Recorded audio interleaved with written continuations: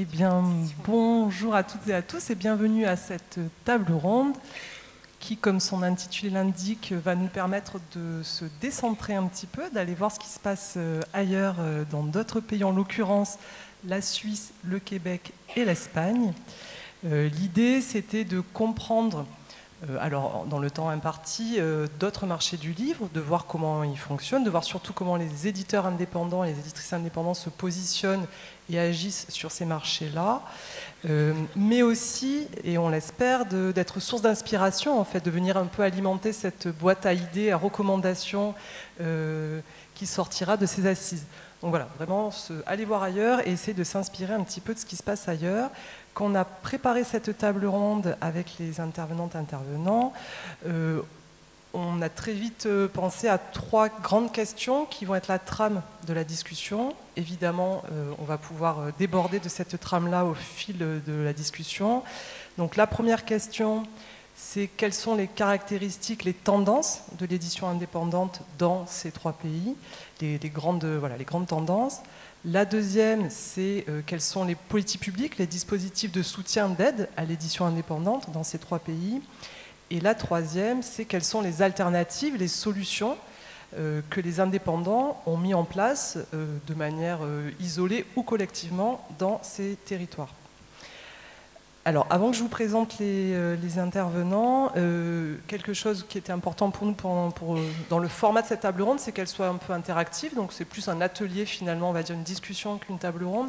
Donc, on va s'arrêter après chacune de ces questions-là pour pouvoir récolter vos témoignages, vos questions, si vous en avez. Donc, n'hésitez absolument pas à interagir au fil de la discussion. Est-ce que je parle trop vite, peut-être? Un petit peu, ça va? Alors, je commence par présenter Eva Olaya, qui nous vient des Ediciones Versátil en Barcelone, en Espagne. Et donc, Versátil, c'est une maison d'édition indépendante et familiale qui a été créée il y a 16 ans, dont le slogan est « Des livres pour tous les lecteurs, mais pas n'importe quel lecteur ». En d'autres termes, la maison essaie de donner une chance à des textes un peu plus spéciaux, originaires, littéraires. La philosophie de la maison, c'est que les auteurs publiés, qui sont d'ailleurs majoritairement des auteurs-autrices du pays, nationaux, peu connus, adhèrent au projet et à la façon d'être de la maison d'édition. Toi, Eva, tu es éditrice et copropriétaire de Versátil. Tu as obtenu un diplôme en pédagogie, puis tu as étudié le graphisme à l'École des Beaux-Arts. Tu as suivi un cursus en édition aussi. Tu as remporté plusieurs prix pour la conception de couvertures de livres. Tu collabores avec des masterclass dans le cadre de cours d'édition et tu dis, c'est très important, aider les auteurs à faire briller leurs romans. Et pour toi, Versátil, ce n'est pas seulement une entreprise, c'est le projet de ta vie. Ça fait le lien avec ce qu'on a vu ce matin. Je ne vous présente plus Esther Merino, des éditions Monédière, présidente de la FEDEI, qui a initié, organisé cette table ronde. Merci beaucoup Esther d'avoir apporté de l'international dans ces assises et qui très gentiment assure la traduction du français vers l'espagnol et vice-versa à Eva. Donc merci beaucoup Esther. Et bien sûr Esther pourra rebondir au fil de la discussion quand elle le veut. Ensuite, je passe à la première Alexandre Sanchez, de Lux Éditeur au Québec. Donc Lux, c'est une maison d'édition qui est née à Montréal en 1995. Une maison d'histoire sociale avec des titres fondateurs comme l'histoire populaire des États-Unis d'Howard Zinn. Le catalogue s'est ensuite élargi avec des titres anarchistes, avec la collection Instinct de liberté, où notamment, et ce titre va vous parler, a été édité le Petit cours d'autodéfense intellectuelle de Normand Baillargeon. Donc, la maison d'édition est diffusée par Harmonia Mundi depuis 2009 et aujourd'hui l'équipe compte 6 personnes à Montréal, une personne à Toulouse et toi à Rome. Voilà. Toi, donc Alexandre, tu as été libraire au Québec et en France. Tu as passé un DESS d'édition à la Sorbonne Nouvelle. Tu as traduit aussi. Tu as traduit Eduardo Galeano pour Lux Éditeur. Et puis, tu as rejoint Lux en 2013 en tant qu'éditrice responsable des droits étrangers et du développement commercial en Europe. D'où ta présence en Italie, nous l'imaginons. Ce qui est tout à fait logique. Et je finis par le deuxième Alexandre, qui est Alexandre Grandjean, des éditions Eliselas en Suisse.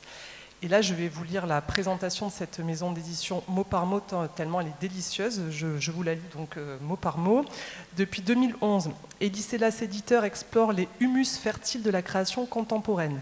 de la bande dessinée, du roman graphique au roman et à la nouvelle jusqu'au livre-objet et au livre d'art, le catalogue ne connaît que peu de frontières. Élie Selas publie le geste singulier sous toutes ses formes et publie des textes inattendus, surprenants, érudits, joyeux, ou alors s'incrustant dans le derme des lecteurs-lectrices et gravitant autour de préoccupations contemporaines ou atemporelles. En tant que maison d'édition, nous sommes un organisme symbiotique, à l'instar du lichen et du levain, réunissant de multiples talents et humanités pour faire découvrir, connaître et apprécier des auteurs de talent, une polyphonie de voix, de regards, de graphies, même parfois de cris, qui ne peuvent nous laisser indifférents et intacts en tant qu'êtres humains. En somme, Élie Selas éditeur est un microbiotype qui évolue dans un écosystème culturel plus large. Je ne pouvais pas résumer ça en quelques lignes, vous l'aurez bien compris. Toi, Alexandre, tu es socio-anthropologue à l'Université de Lausanne et à la Haute École de Soins-Vaud, spécialisé sur les croisements contemporains entre le religieux et l'écologique, ainsi que sur les transformations du catholicisme contemporain.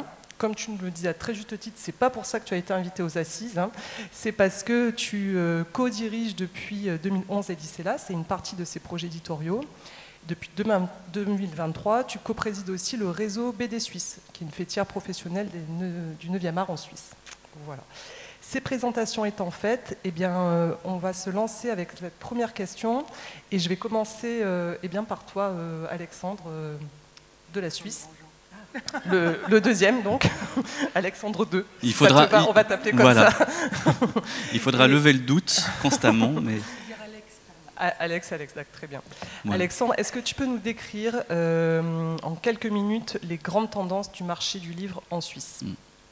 Alors, ce qu'il faut savoir de la Suisse, c'est déjà, et je pense que vous le savez déjà, mais c'est un pays qui est divisé en quatre, enfin plutôt en trois, mais on va dire en quatre langues nationales. Donc on a chacun des marchés du livre différents. En tant que francophone, mon marché du livre est assez restreint. On est sur 2 millions de locuteurs francophones et je rencontre très rarement mes collègues et un lectorat germanophone ou italophone. Ça va de mieux en mieux, on commence à faire de plus en plus de traductions les uns avec les autres, on essaie de décloisonner ces scènes, mais la spécificité de la Suisse, c'est qu'en tant qu'éditeur d'une langue nationale, on va aller chercher vers nos voisins d'autres regards, d'autres marchés, mais aussi d'autres approbations. Dans la mesure où, c'est un peu une petite blague, mais on aime bien dire qu'on a besoin d'être validé par la France pour nos auteurs, nos autrices ou pour nos maisons d'édition. En tout cas, ce que me disait un journaliste l'autre jour, qu'on lisait un sujet sur la bande dessinée suisse à Angoulême, il avait besoin d'une personne française qui puisse dire que oui, la bande dessinée suisse est intéressante. J'aime bien raconter ça parce que ça pose un peu le contexte d'un marché qui est assez particulier. C'est qu'on a 2 millions de locuteurs francophones et on a, en termes de titres achetés par habitant, un taux qui est, à mon avis, le plus haut de la francophonie. Peut-être que le Québec, mais bon, le lac Saint-Jean peut-être fait baisser la moyenne. On a une petite blague, excusez-moi. Mais voilà, on a un taux qui est assez élevé et on a surtout une densité de structure éditoriale sur le territoire qui est assez élevée. On compte près de 300 maisons d'édition, dont 200 sont membres de notre fêtière, Livre Suisse, et parmi lesquels on peut dire qu'on a une trentaine de maisons d'édition qui sont professionnelles ou semi-professionnelles.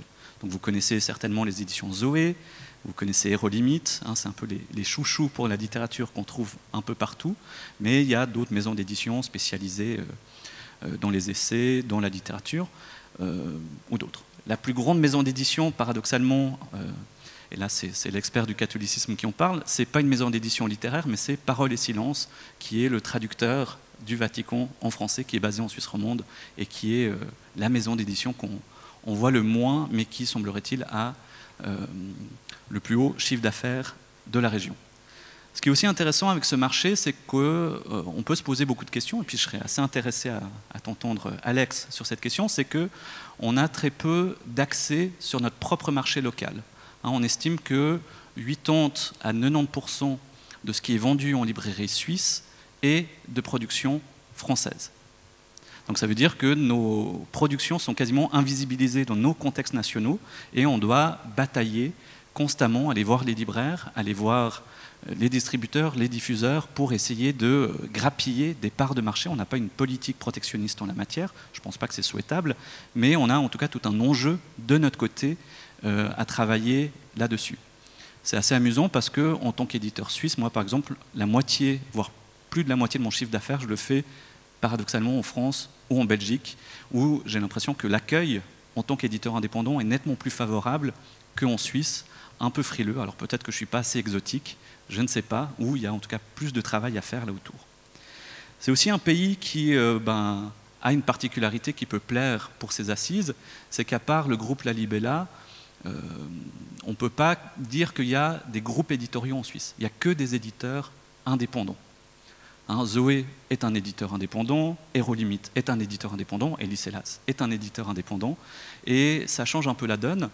Alors, la grande question, c'est est-ce qu'on est indépendant par choix? Et puis certains pourraient dire que c'est un peu l'ADN de la Suisse, des petites régions un peu autonomes, ou alors est-ce qu'on est resté indépendant parce que personne ne voulait nous racheter? C'est peut-être ça la grande question. Bon, je vais passer dessus, mais c'est en tout cas un tissu éditorial qui est assez particulier parce que, voilà, on est plein de petites structures financées par la plupart, soit parce qu'on travaille à côté, soit parce qu'on a des compagnons ou des compagnes qui nous financent. Et à partir de là, on se permet beaucoup d'exploration. Et on en parlera en deuxième partie aussi vis-à-vis des soutiens publics qui, voilà, on bénéficie aussi en tant que minorité francophone de tout un ensemble de soutiens pour produire et défendre, entre guillemets, notre paysage local. Et puis, juste pour vous donner un peu quels sont les grands enjeux aujourd'hui en Suisse, on a des grands débats, notamment parce que ça fait quelques années que le groupe de librairies majoritaire, Payot, qui détient plus de 65% des parts de marché de ce qui est vendu en librairie, est en action judiciaire contre Madrigal. Mais bon, entre guillemets, pour ouvrir une jurisprudence, notamment pour essayer de casser ce qu'ils estiment être comment on appelle ça, un cartel. Voilà. Et avec tout le projet, et une décision de justice leur a été rendue plutôt favorable, de pouvoir aller se fournir directement en France avec des prix en euros pour les vendre en francs suisses. Et ça, c'est une autre particularité de la Suisse, c'est qu'un livre qui sera vendu 20 € en France ou ailleurs, en Belgique, sera vendu avec ce qu'on appelle une tabelle qui prend le coût de la vie, mais aussi une sorte de vieille image de du prix d'un livre. Donc pour 20 €, le livre vous coûtera 42 francs, ce qui est énorme, et ce qui pose beaucoup de problèmes aux libraires, notamment quand les prix sont inscrits derrière, pour justifier pourquoi un livre qui coûte 20 € coûte 42 francs. Donc voilà, il y a tout un enjeu pour les libraires, et une des réponses de Payot, c'est d'essayer d'aller se fournir directement en France, ce qui menace tout notre écosystème, notamment les diffuseurs, les distributeurs qui risquent de fermer, et qui menace aussi les librairies indépendantes.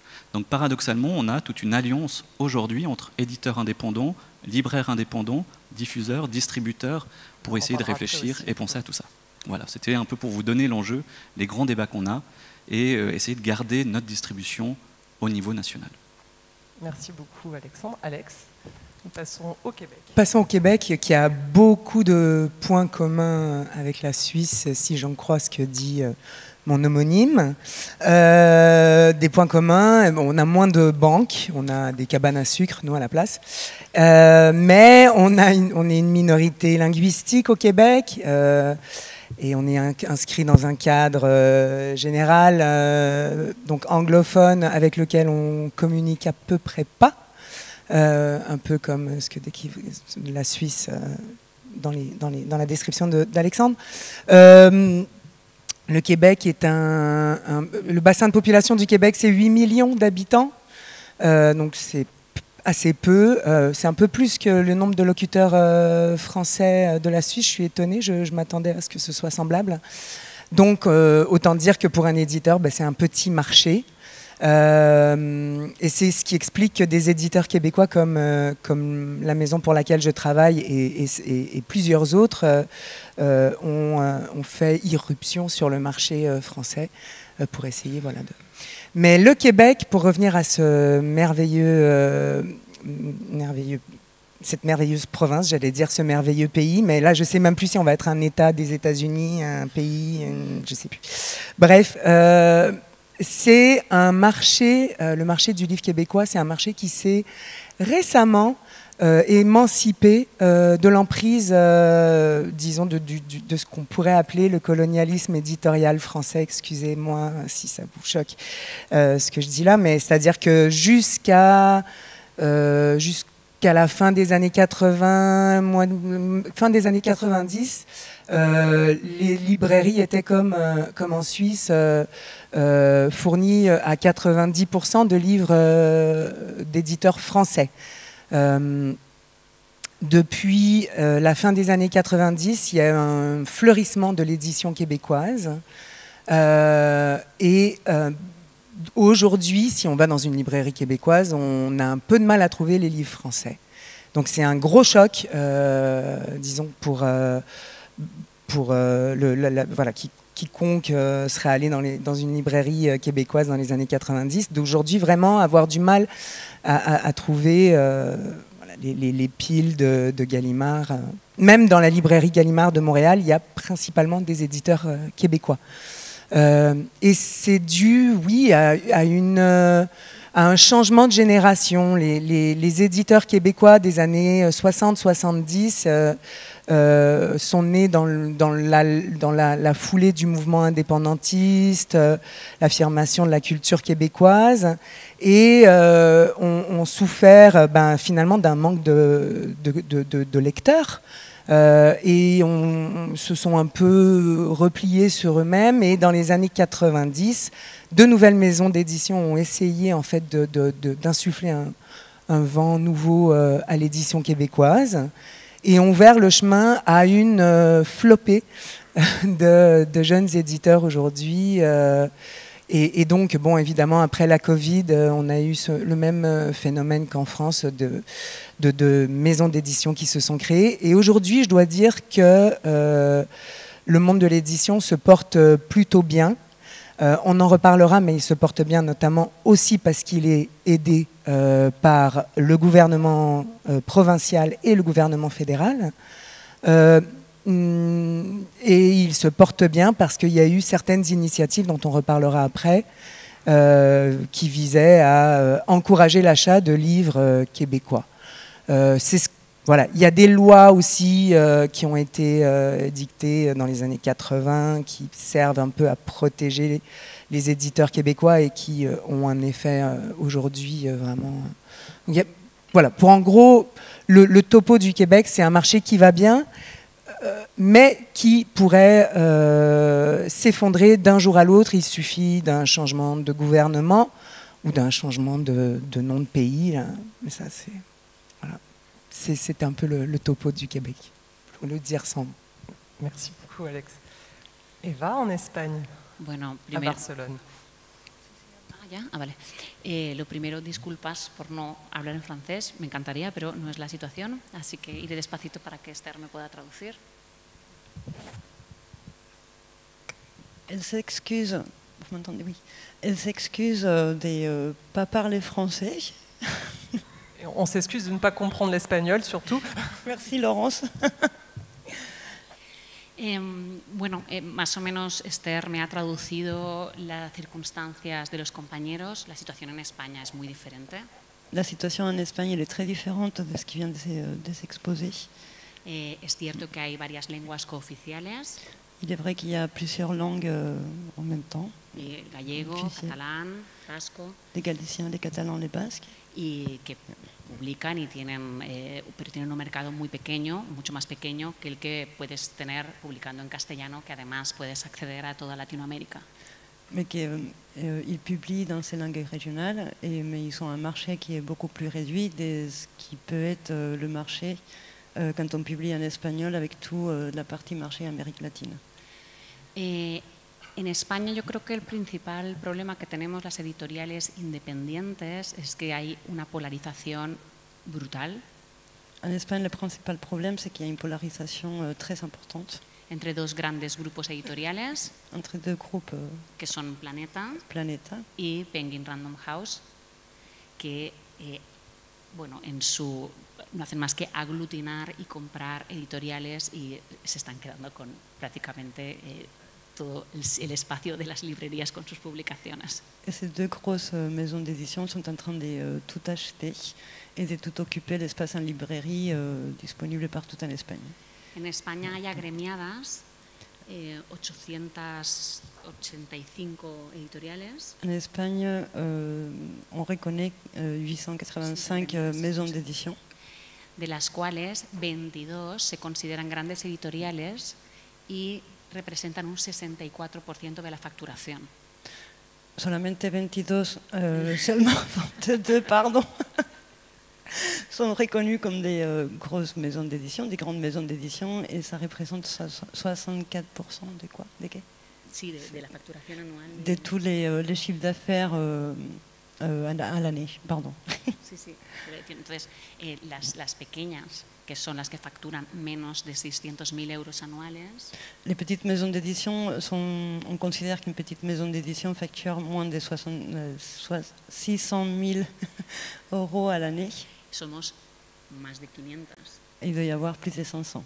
Pero imaginaos con cuánto nos tenemos que repartir el porcentaje que nos queda, ¿no? Le pourcentage des répartitions, il est pour chacun très très très petit. Entonces, la situación que vivimos es de estar siempre luchando contra gigantes. La situation qu'ils vivent, c'est d'avoir l'impression de toujours se battre contre des géants.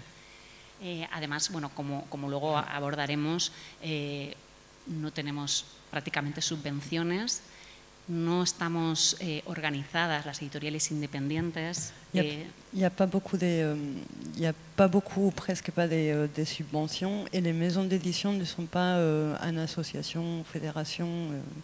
Il y a très peu d'associatifs dans le milieu.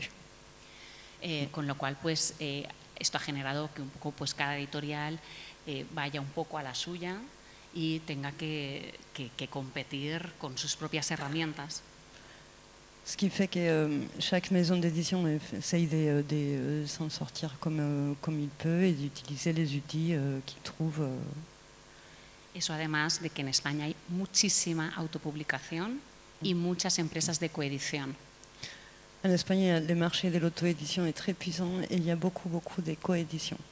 Yo suelo decir que en España hay más escritores que lectores. En Espagne, il y a plus d'écrivains que de lecteurs.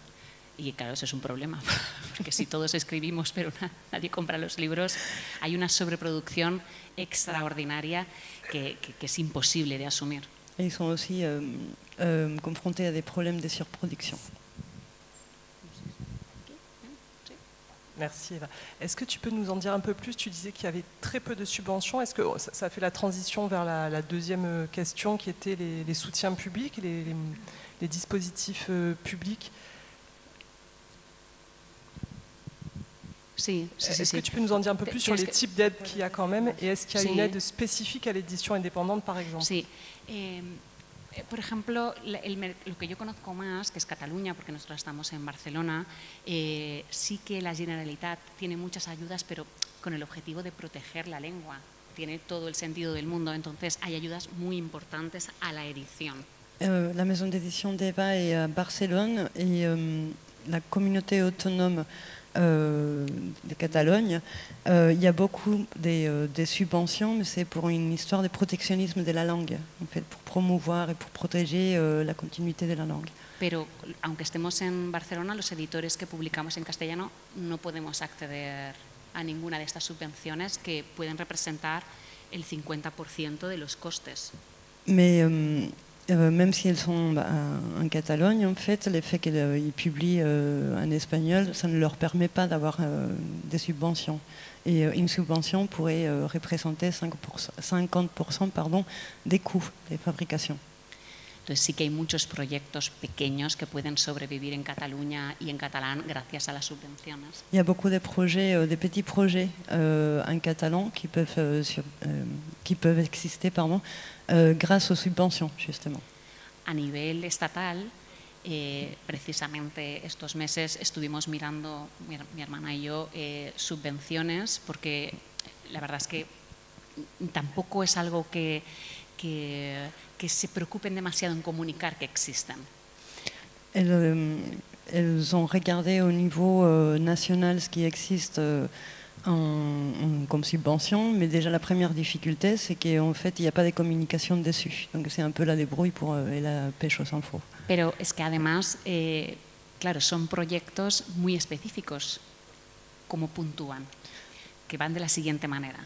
Lo explico un poco. Elle va expliquer comment se font les puntuations des subventions. 50 puntos, que es muchísimo. 50 points, c'est beaucoup. Sí, son como al tipo de proyecto, que tiene que ser algo que culturalmente tenga que ver con España o con una conmemoración de algún aniversario u onomástica. Il y a 50 points, c'est par rapport au type des projets, et il faut qu'ils aient une relation avec la culture espagnole. O había un apartado así suelto que apoyara la igualdad de género o algo así. Pero sí, así añadido. Qu'ils supportent, non, c'est pas supporte, l'égalité des genres. Sí. Voilà. Este tipo Qu'ils de- soutiennent más aussi. Luego 25 puntos, la trayectoria del autor. Entonces, ¿qué pasa? Las editoriales independientes, los 25 puntos, no, porque creo que nosotros estamos muy dedicados a descubrir nuevos talentos. Entonces, es muy difícil conseguir esos puntos, ¿me explico? Perdón. Il y a 25 points sont spécifiques à la trajectoire de l'auteur, et ce qu'explique Eva, c'est que pour les petites maisons d'édition où les auteurs ne sont pas connus, ça fait déjà enlever 25 points, des points qui pourraient additionner. Y en cuanto a los primeros 50, lo mismo. Si yo hago una novela o publico una novela que está ambientada en Estados Unidos, ya estoy fuera, ¿no? Et par rapport aux 50 premiers points, dans les cas de leur maison d'édition, comme ils font des romans, par exemple, si les romans, et ça se passe, je sais pas, aux États-Unis, et les 50 points, ils vont aussi disparaître. Merci. On va continuer le tour des dispositifs et politiques publiques en soutien à l'édition et notamment indépendante. Et puis ensuite, je vous l'avais promis, on fait une petite pause et on prend vos premières questions, témoignages. On repart peut-être dans ce sens-là, au Québec. Tu nous disais, tu commençais à le dire, Alex, que voilà, il y a des... Un peu aussi comme en Espagne, des toutes petites maisons d'édition existent grâce à l'existence de ces dispositifs d'aide. Il y a quand même une petite précision, ces aides sont en train de changer et deviennent de plus en plus difficiles à obtenir pour les jeunes éditeurs. Au départ, un éditeur pour avoir l'aide du Conseil des arts du Canada, qui est une aide qui peut être assez considérable. Pour y avoir accès, il fallait avoir 2 ans d'expérience. Maintenant, le problème, c'est qu'ils ont fait un nouveau changement dans l'attribution de cette aide et elle est demandée pour 3 ans. Donc, si l'éditeur fête ses 2 ans après la première année du cycle de 3 ans, il doit attendre 2 autres années pour avoir. Donc, il faut faire gaffe aussi dans les dispositifs d'aide aux subventions. Il peut y avoir des petits changements qui ont l'air très bêtes, mais qui... donc, tout ça pour dire que c'est l'aide du Conseil des arts, c'est une aide importante. C'est une aide qui est orientée de façon à ce que le Conseil des arts du Canada n'ait pas l'air de financer une entreprise culturelle, mais elle doit financer l'artiste. L'éditeur demande une subvention au Canada, au Conseil des arts du Canada, mais il faut, et ça nous demande, heureusement que c'est tous les 3 ans seulement, ça nous demande de faire des paraphrases et des tournures de phrases pour montrer que non, on ne veut pas faire du commerce, on ne veut pas vendre des livres, on veut soutenir les artistes. Donc ça c'est une petite parenthèse, mais ça donne une idée de l'esprit qu'il y a derrière cette subvention qui est cruciale et sans laquelle plein d'éditeurs ne pourraient pas exister. Ça, c'est l'aide du côté fédéral. Du côté... Non, oui, ça veut dire qu'une maison d'édition, par exemple, si tu peux nous donner à combien elle est dépendante des soutiens publics, par exemple? Alors, pour donner un chiffre, on reçoit 65 000 $ par année du Conseil des arts du Canada. On a un bon pointage, mais il y a des éditeurs qui ont 150 000 $, 250 000 $ par an. Quasiment une dépendance quand même. Ben, à ce niveau-là, ça devient... Fragilité en tout exactement, cas. exactement. Et comme je le disais tout à l'heure, on vit quand même tous avec la peur que prenne le pouvoir le parti conservateur qui fera ce que Trump et Musk ont fait. La première chose, c'est on va arrêter de subventionner ces assistés d'artistes, justement. Donc ça, c'est l'aide fédérale. Et puis on a au Québec une aide provinciale qui, elle aussi, est basée sur la protection de la langue, de l'exception francophone au Canada, et qui finance, elle, pour le coup, les entreprises culturelles. Donc il n'y a pas la pudeur de on donne de l'argent à des gens qui veulent faire de l'argent. Et cette aide est, comme celle du Conseil des arts du Canada, au fonctionnement de la maison d'édition. C'est une aide donc qu'on a, une aide annuelle qu'on a pour 3 ans pour le Conseil des arts. L'aide de la SODEC, elle est annuelle. On la demande chaque année et elle est au fonctionnement de la maison, elle n'est pas au projet. Et je précise ça simplement pour dire que ces 2 aides ont une volonté d'encourager aussi la mise en avant d'auteurs canadiens pour le Conseil des arts et d'auteurs québécois pour la SODEC. Donc une maison comme la nôtre, dont la moitié du catalogue sont des livres traduits de l'anglais et de l'espagnol, on perd des points dans nos subventions à cause de ça. Et c'est quelque chose qui est un peu difficile à vivre, notamment depuis que le CNL a exclu les éditeurs non français des aides à la traduction. Bon, mais c'est une parenthèse qui nous concerne surtout nous. Voilà, les aides à l'édition sont absolument vitales pour, je dirais, les 3/4 des éditeurs québécois aujourd'hui. Ce qui a permis l'émergence quand même de beaucoup de maisons d'édition. Exactement. Ce que disait le fleurissement de l'édition indépendante au Québec. Exactement, parce que ces aides, notamment la SODEC, ne finance pas que des maisons d'édition, elle finance aussi des initiatives de l'Association nationale des éditeurs, qui, eux, font des tonnes de projets, notamment pour le rayonnement à l'étranger des éditeurs québécois et tout. Donc ça va, c'est pas seulement la somme que l'éditeur reçoit de la SODEC qui aide l'éditeur, c'est aussi l'ensemble du marché qui est aidé. Et en Suisse? Alors, en Suisse, on a les mêmes problématiques que le Québec. Moi, j'aime bien dire qu'il y a plusieurs formes de francophonie, et puis il y a une francophonie minoritaire, dans la mesure où on essaie de défendre une identité, on essaie de défendre des particularités, on essaie de défendre des affinités. Et contrairement au Québec, nous, on n'est pas soutenus parce qu'on est francophone, mais parce qu'on a un système politique fédéraliste. On a 26 cantons, donc on a 26 États, donc on a 26 politiques du livre. Ce qui est assez compliqué parce que ça crée des disparités selon où on est basé. Si vous êtes basé à Genève, vous avez une très bonne politique du livre qui va vous soutenir, qui va vous conventionner avec des sommes qui sont plus ou moins équivalentes à ce qu'on peut trouver au Québec, mais aussi avec des politiques qui arrivent à implanter par exemple l'écologie du livre, parce qu'il y a des soutiens publics qui permettent d'avancer sur ces questions-là. Si vous venez d'autres régions où les cantons ne sont pas très riches ou qui n'ont pas eu l'habitude d'avoir des politiques culturelles générales et politiques du livre plus particulières, alors là ça va être compliqué parce que un des cantons où j'ai pas ma maison d'édition mais où je réside a comme budget à la littérature 12 000 francs par année. Donc ça fait à peu près 11 000 euros. 11 000 euros à se partager dans, c'est quoi, 5-6 maisons d'édition sur le territoire. Ça fait rien. Voilà. Donc voilà, on a cette disparité-là, donc on est aidé au niveau des villes, mais là encore, il faut être basé dans une ville qui a une politique culturelle. S'il n'y a pas de politique culturelle, il n'y a pas d'argent. Donc voilà, généralement les éditeurs se concentrent et vont s'installer dans les lieux où il y a des politiques. Ça fait qu'il y a certains déplacements, ou en tout cas des pratiques, un peu comme à Monaco, avec des boîtes aux lettres vides, mais au moins comme ça, on peut espérer avoir des soutiens.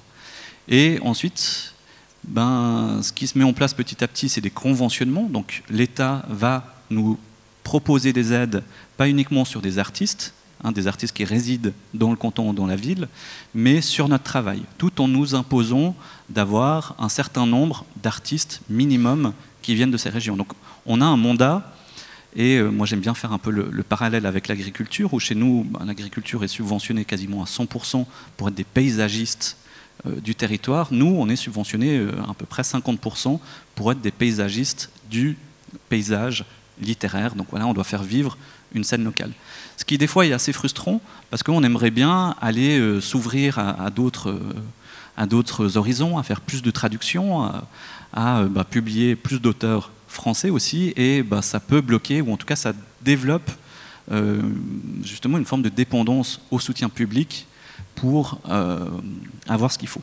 Et puis on a un troisième niveau en Suisse qui est le niveau fédéral. Donc là on dépend de la Confédération, mais qui n'a des financements que pour la traduction entre les langues nationales, ou alors là on est extrêmement bien soutenu. Donc si je traduis des auteurs italophones, germanophones ou romanches, je vais avoir une traduction qui est soutenue à 100%, aux tarifs syndicaux. Donc pour les traducteurs c'est extrêmement intéressant.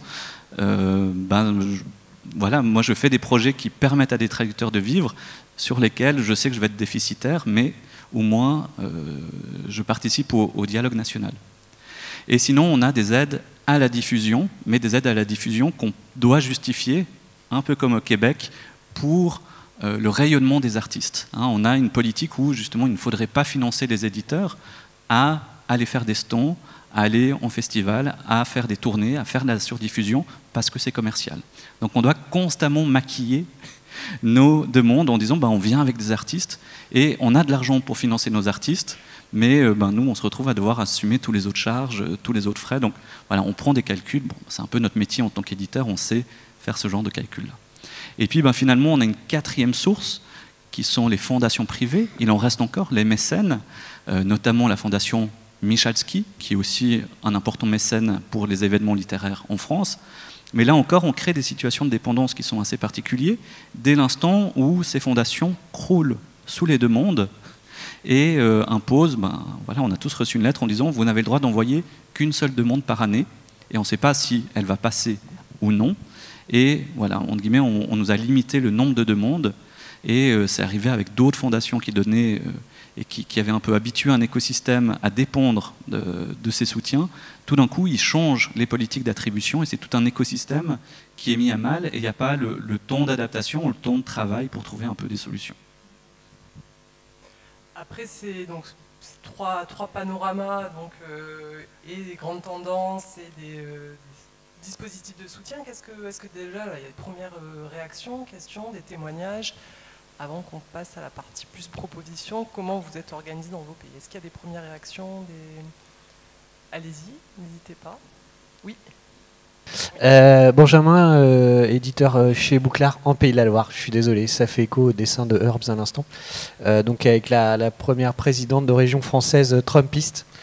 J'avais deux questions. La première, c'est pour toi, Alex, plutôt sur le Québec. En ce moment, il y a un vent, notamment Kev Lambert, qui prend pas mal la parole sur une anticipation de possible coupe. Donc voir, est-ce que ça commence à faire un peu écho chez vous? Quel ordre est la mobilisation? Et deuxième question qui n'a rien à voir, mais ça fait écho à ce que disait Esther sur l'idée d'avoir un label de l'édition indépendante. Il y en a un au Québec, tu l'as rapidement évoqué, je crois qu'il s'appelle Je lis québécois.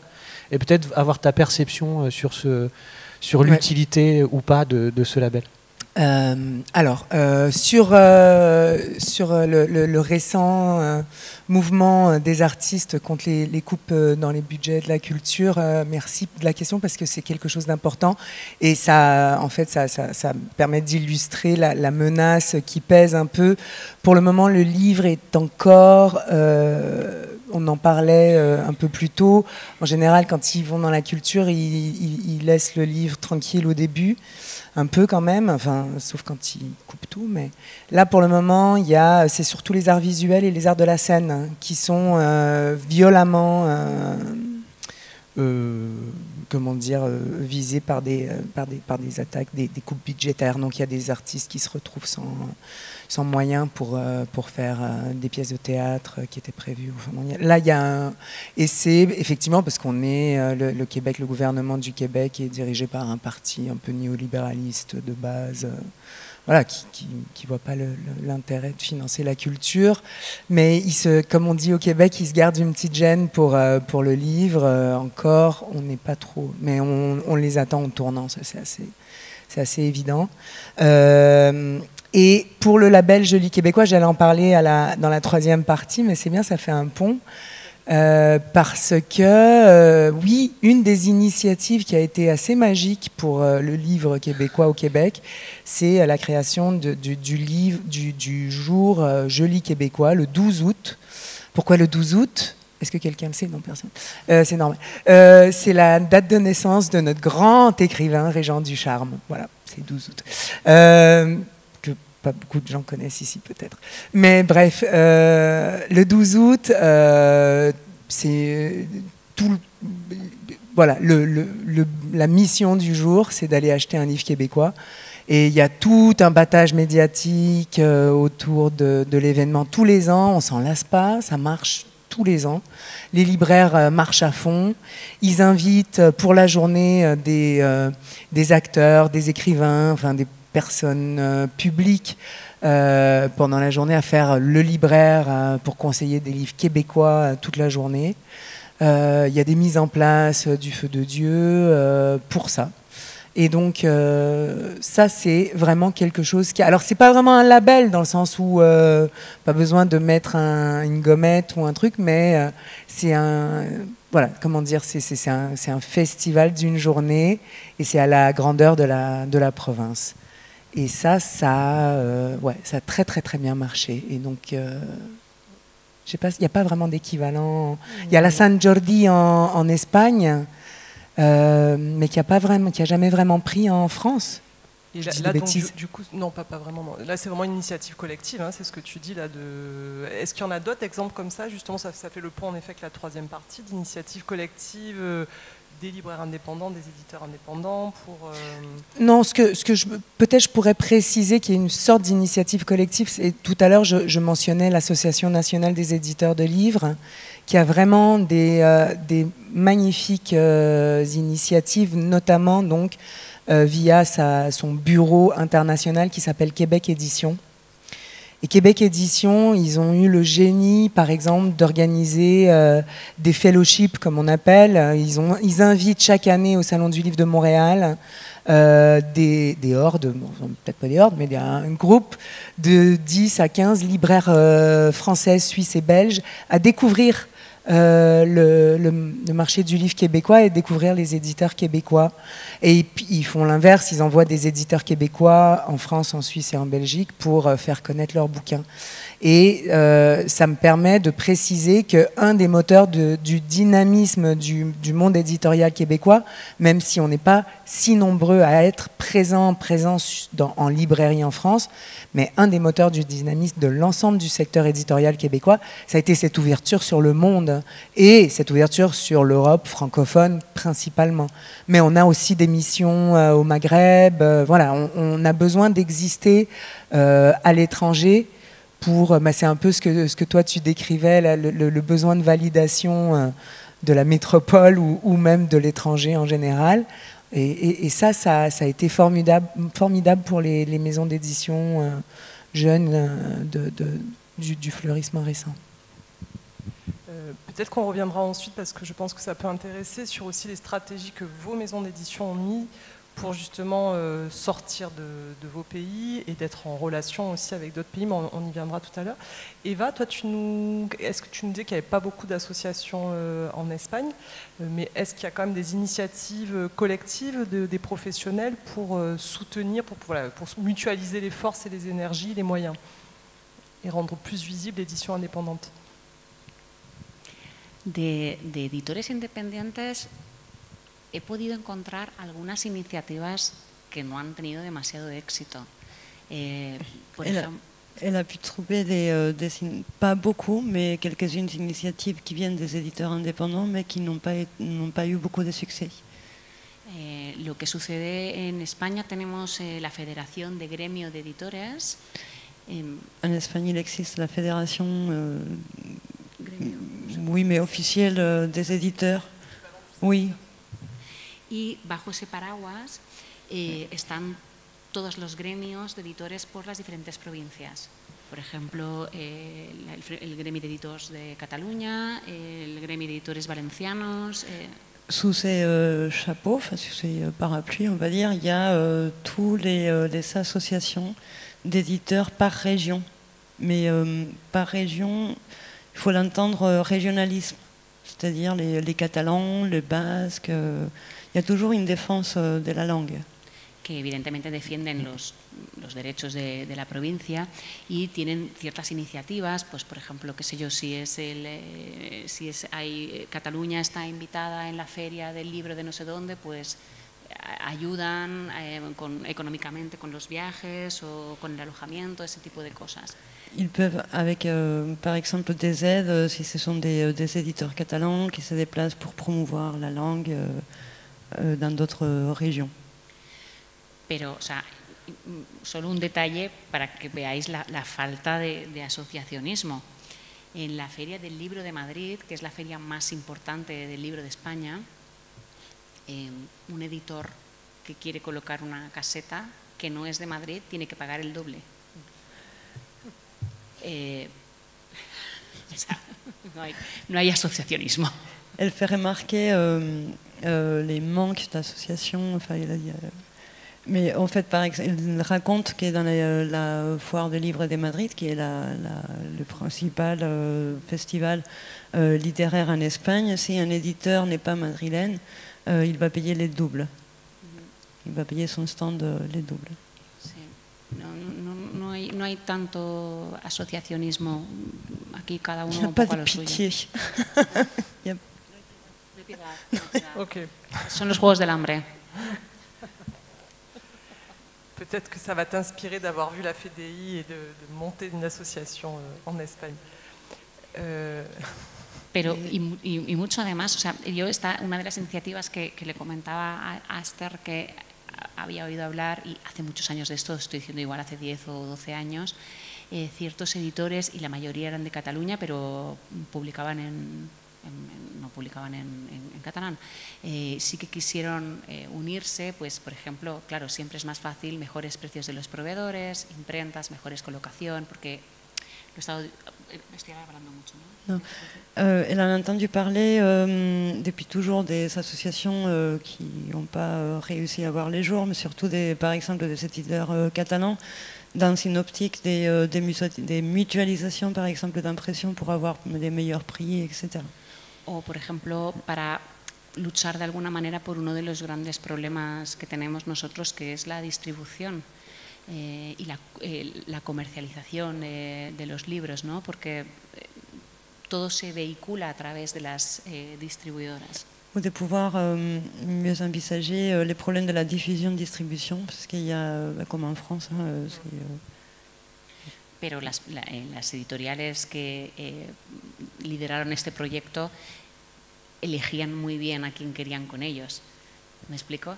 O sea, eran editoriales bastante literarias, ¿no? Por decirlo de alguna manera, aunque para mí, pues, no sé, literatura es más que eso, pero bueno, y a mí no me quisieron.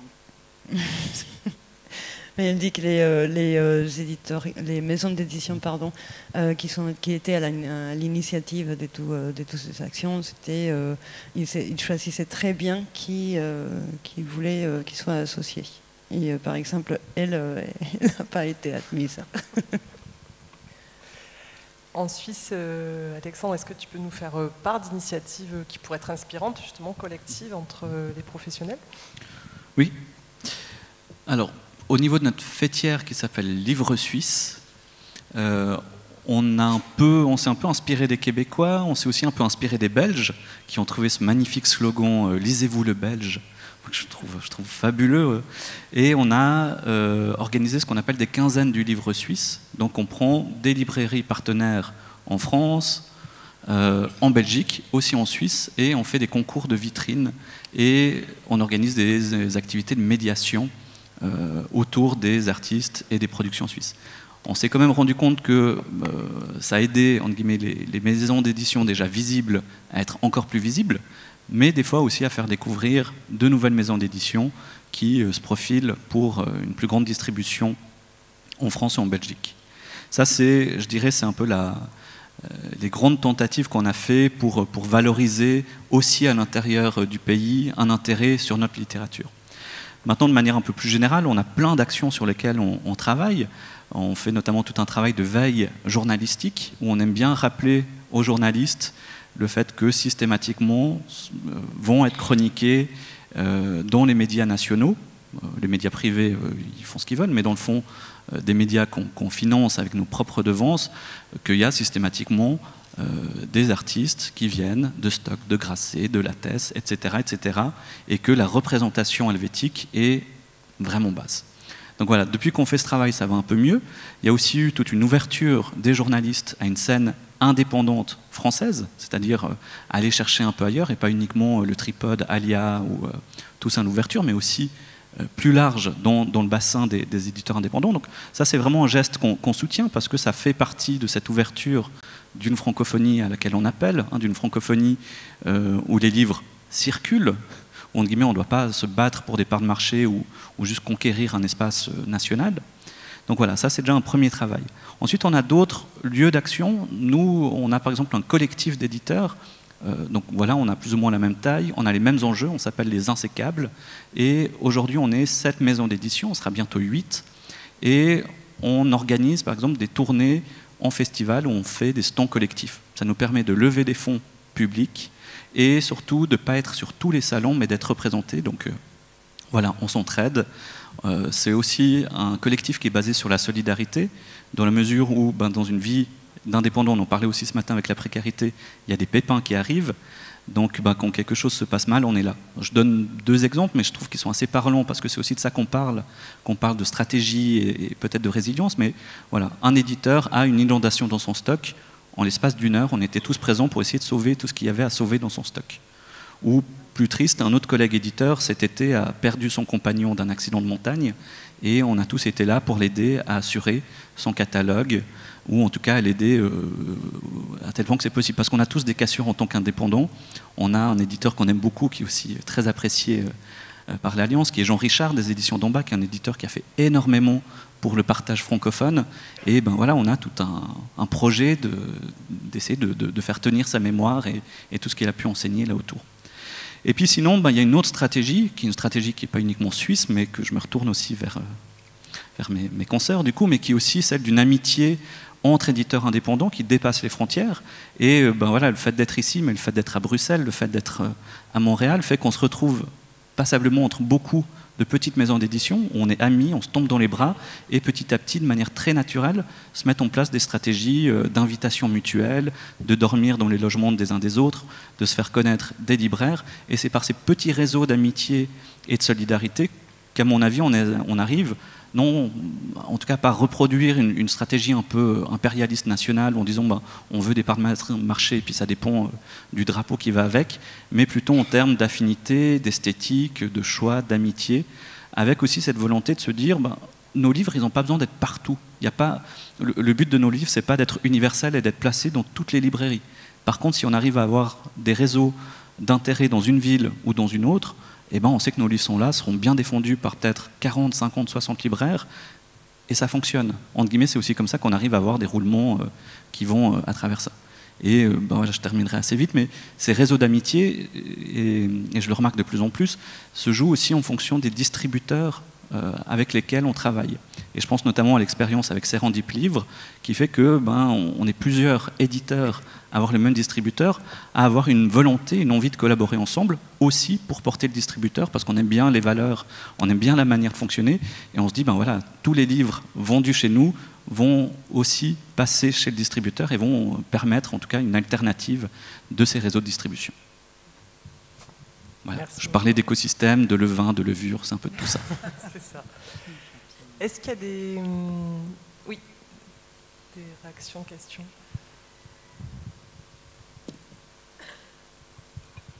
Merci. Bonjour, je m'appelle Louane Picot, je suis apprentie éditrice au bord de l'eau. Donc pour le coup, rien à voir avec la conférence, où c'est vraiment à 500 mètres d'ici. Je voulais vous poser une question qui paraît peut-être assez bête, mais en France, on a l'impression en tout cas d'avoir un système très particulier légalement par rapport aux livres. Et c'était juste pour faire un petit retour sur vos pays respectifs, parce que je ne sais pas du tout s'il existe un prix unique du livre dans les autres pays, et je ne crois pas. Et après, j'avais une autre petite question par rapport à la traduction. Qu'est-ce qui fait que c'est pas devenu un vivier, en fait, le fait d'être dans des pays qui sont multilinguistes? Pourquoi est-ce qu'il n'y a pas de traduction, justement, de l'allemand au français entre les maisons suisses? Enfin, qu'est-ce qui fait que ça prend pas? Est-ce que les Suisses germanophones et les Suisses francophones ne lisent pas les mêmes choses? Est-ce que c'est très chauvin? Enfin, voilà, je me suis posé la question en vous écoutant. Merci. Bon, alors, pour la première question, merci. Il n'y a pas de prix unique du livre en Suisse. On a essayé il y a quelques années de faire passer ça, ça a été balayé. Et on a réessayé il y a quelques années, et c'est les libraires qui l'ont balayé. Maintenant, ils s'en mordent un peu les doigts. Mais voilà, non, c'est un des véritables problèmes, c'est que, et c'est tout l'enjeu, si on peut aller se fournir en France, on peut fixer le prix qu'on veut pour le vendre en francs suisses. Donc on peut l'acheter 20 € et le vendre 40 francs, et en plus de se faire la marge avec le distributeur, se faire la marge sur la tabelle. Bon, ça c'est notre grand problème, et on verra comment on arrivera à s'en sortir. Pour ce qui est de la traduction, alors, on s'entend, on se lit parmi, il y a de l'intérêt. La traduction est surfinancée, donc c'est intéressant pour nous de la faire. Moi, par exemple, je traduis essentiellement des auteurs suisses-allemands parce que j'ai un intérêt pour ces scènes-là, mais ça reste une niche qui a beaucoup de peine à percer. Parce que, voilà, c'est pas qu'on lit pas les mêmes choses, mais c'est des littératures plutôt exigeantes, c'est des auteurs qui parlent de sujets plutôt régionalistes, locaux, qui ont peut-être moins de potentiel d'exportation, même si, moi, je vois de plus en plus, ces dernières années, que j'arrive à, je ne vais pas dire imposer, mais en tout cas à rendre de plus en plus visibles des auteurs suisses-allemands en France, en Belgique, et à sortir un peu de ce créneau-là. Mais on n'est pas devenu des viviers parce que, à mon avis, on n'a pas la force de frappe pour imposer des traductions, et aussi parce que j'ai l'impression que la traduction devient compliquée. En tout cas, la plupart des éditeurs qui font de la traduction me disent que c'est compliqué. Il y a moins de soutien. On a parlé du CNL, mais le Goethe Institut ne va pas très bien non plus. La vente du marché de traduction n'est pas folichon. Donc voilà, il y a eu une petite poussée, une petite montée, et puis là, on verra si on arrive à garder l'interconnaissance. Qu'est-ce qu'il en est sur le prix unique du livre Québec? Alors, pareil, au Québec, c'est comme en Suisse, on n'a pas la loi, on a essayé de l'avoir, on n'a pas réussi à l'avoir. En revanche, les conséquences néfastes de l'absence d'une loi du prix unique ne sont pas trop ressenties, dans la mesure où la loi du prix unique pourrait éviter qu'un acheteur qui a plus de force, plus de pouvoir d'achat, une chaîne de librairie, vende à rabais un livre pour l'enlever, et que le libraire indépendant du coup ne puisse pas le vendre. Sauf qu'au Québec, on a une chaîne de librairie qui n'est pas hyper envahissante, et de la même façon qu'il y a eu un fleurissement des éditeurs récemment, il y a eu, comme ici aussi, un fleurissement des libraires indépendants. Et donc, le fameux joli québécois, ça se passe surtout en librairie indépendante. La chaîne de librairie y participe aussi, mais c'est pas... De toute façon, la chaîne de librairie, elle vend surtout des bibelots et assez peu de livres maintenant. Donc ça, c'est pour le prix unique. Par contre, il y a un gros chantier qui est très important au Québec, et j'ai oublié d'en parler, mais ça peut intéresser les éditeurs. On s'est retrouvés il y a 3 ans, 4 ans, à devoir s'entendre avec l'Union nationale des écrivains et écrivaines québécois, qui serait le syndicat des écrivains, l'équivalent de ce qui se passe, comment ça s'appelle en France, que je ne dise pas de bêtises. Voilà. Bref, et donc on doit établir un contrat type entre l'Association nationale des éditeurs de livres doit s'entendre avec l'Union nationale des écrivains du Québec pour arriver à une sorte de contrat global pour tous les écrivains. Ils sont considérés écrivains, les traducteurs, les illustrateurs et les écrivains. Donc il y a une espèce de... Oui, les artistes de BD. Donc c'est un énorme chantier, c'est complètement explosif. D'ailleurs, l'UNEC a explosé dès que cette nouvelle est sortie, parce que voilà. Mais c'est juste un point particulier du monde du livre au Québec. On a ça aussi en route. Donc pour tout ce qui est des questions législatives. La question du pourquoi un pays bilingue ne fait pas plus de traductions et pourquoi est-ce que la possibilité justement de faire des traductions effectivement subventionnées à 100% ne crée pas un vivier. J'ai deux réponses. Les traductions de l'anglais, on en fait quelques-unes, tout le monde en fait un peu, elles sont financées, donc voilà, il suffit de trouver un bon livre à traduire de l'anglais, d'un auteur canadien, pardon. Et malheureusement, le monde de l'édition de nos co-canadiens anglophones est beaucoup moins dynamique et il ressemble un peu à ce que nous décrivait Eva de l'Espagne. Ils sont dans les gros groupes américains, les Canadiens. Donc il n'y a pas vraiment d'édition indépendante et donc il y a peu d'échanges entre éditeurs indépendants francophones et anglophones. Vraiment, les maisons d'édition indépendantes au Canada anglais, on peut les compter sur les doigts de la main. De deux mains peut-être. Et donc, mais quelque chose de très important et qui est un phénomène récent, c'est pas vraiment de la traduction parce que souvent c'est écrit en anglais, en français, mais on peut le traduire de l'anglais aussi. C'est la littérature des Premières Nations. Et ça c'est un vivier manifestement. Enfin, vous le voyez en France dans les librairies, il y a beaucoup d'auteurs des Premières Nations du Canada. Et ça c'est récent comme phénomène et c'est magnifique. Eva, sur le prix unique du livre en Espagne. Sí, en España también tenemos una ley muy arraigada del precio único del libro y además se respeta a rajatabla. En Espagne aussi, il y a une loi du prix unique du livre et elle est très respectée. Tenemos, bueno, se pueden hacer un 5% de descuento como máximo y en periodo de ferias, en las ferias del libro, ahí sí se puede llegar hasta el 10%. La différence, c'est que la réduction des 5%, elle est comme ici, mais par contre, dans les festivals, les foires et les salons, ils peuvent aller une réduction de 10%. Y bueno, luego el libro se puede saldar, bueno, ya eso ya forma parte de la vida del libro. Y après, pour le reste, c'est pareil que la nôtre. Pero sí, y, bueno, yo me parece que es para los libreros, ¿no? Es una buena fuente de. Je pense que pour les librairies, c'est une bonne chose. Est-ce que je crois qu'il y a.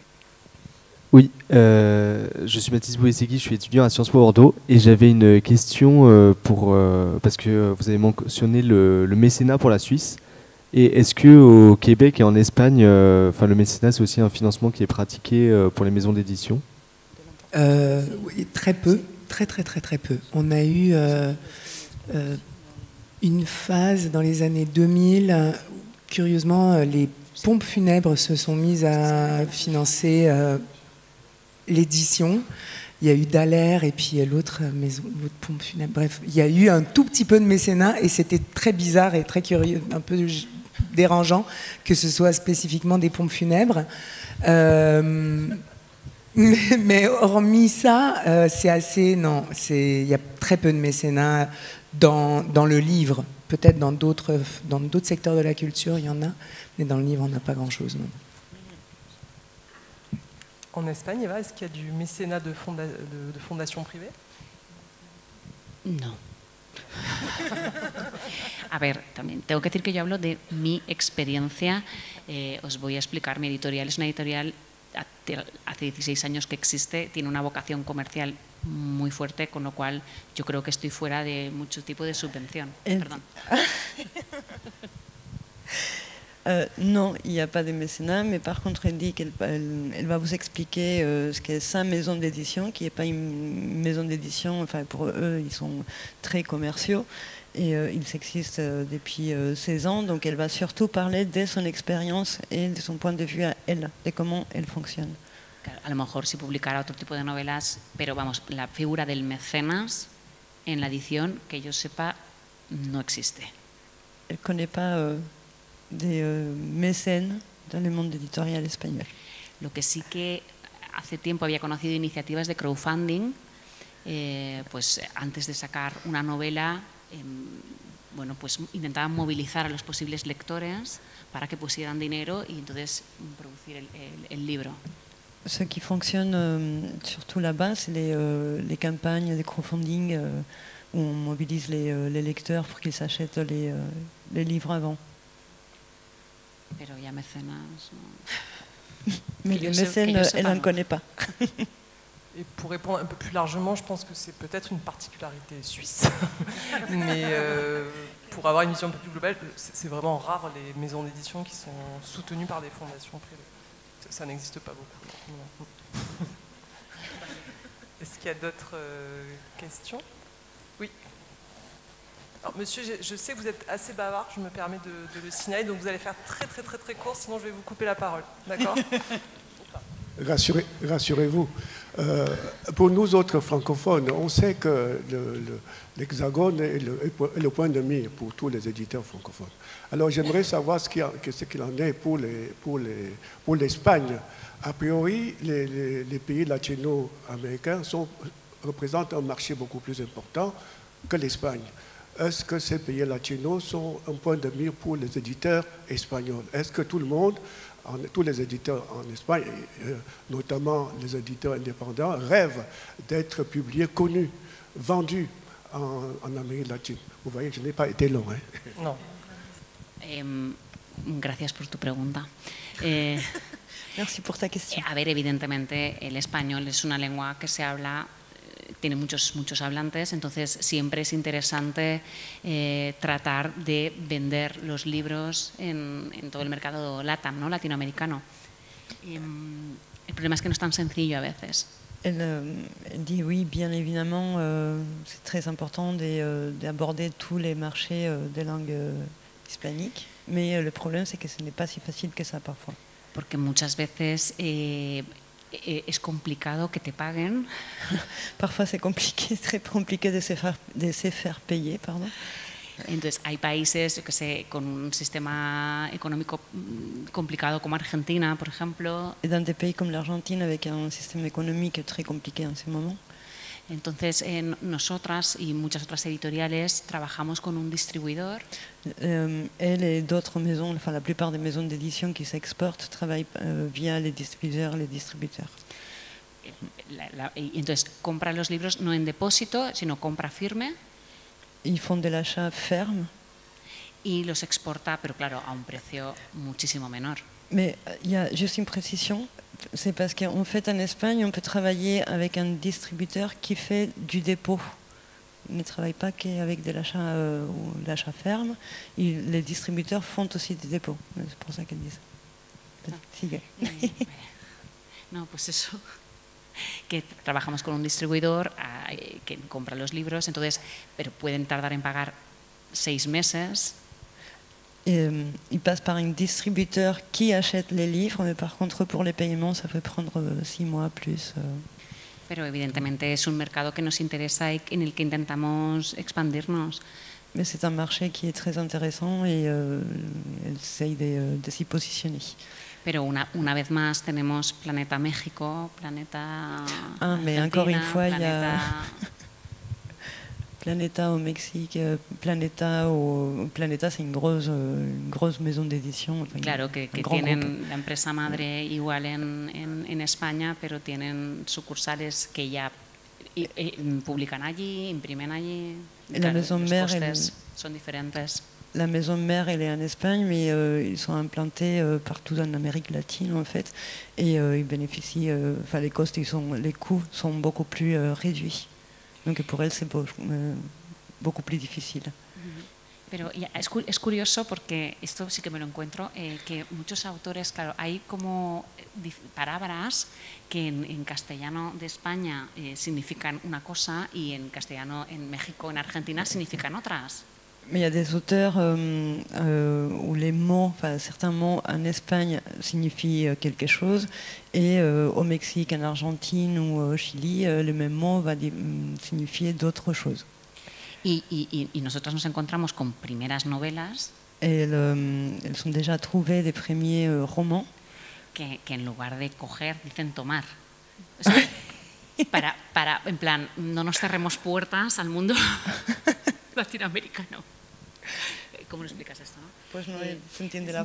Sí, bueno, pues a ver, ¿cómo? Perdón. No, pues eso, que hay muchas primeras novelas, muchos autores que tienen como esa vocación de hacer el salto a Latinoamérica y que ya utilizan vocablos no propios del español de España. Ok, oui. Et il y a des auteurs en fait qui ont tellement la volonté d'aller s'implanter en Amérique latine qu'ils s'écrivent en espagnol avec les mots sud-américains, enfin, ou latino-américains. Que nosotras obviamente corregimos. Qu'elles vont évidemment corriger. No sé si le he respondido.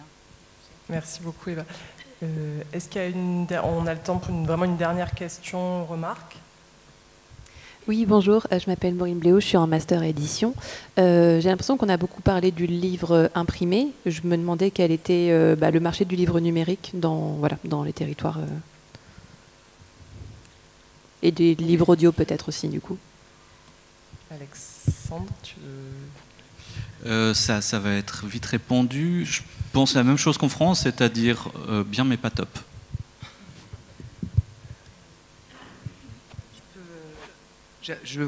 Ouais, pareil au Québec, mais ça me fait simplement...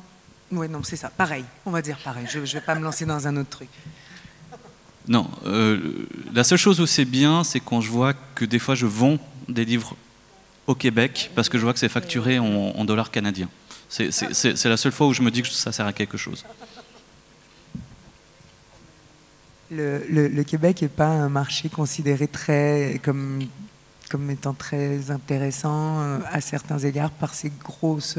Enfin bon, le livre électronique, je pense à Kobo et Amazon.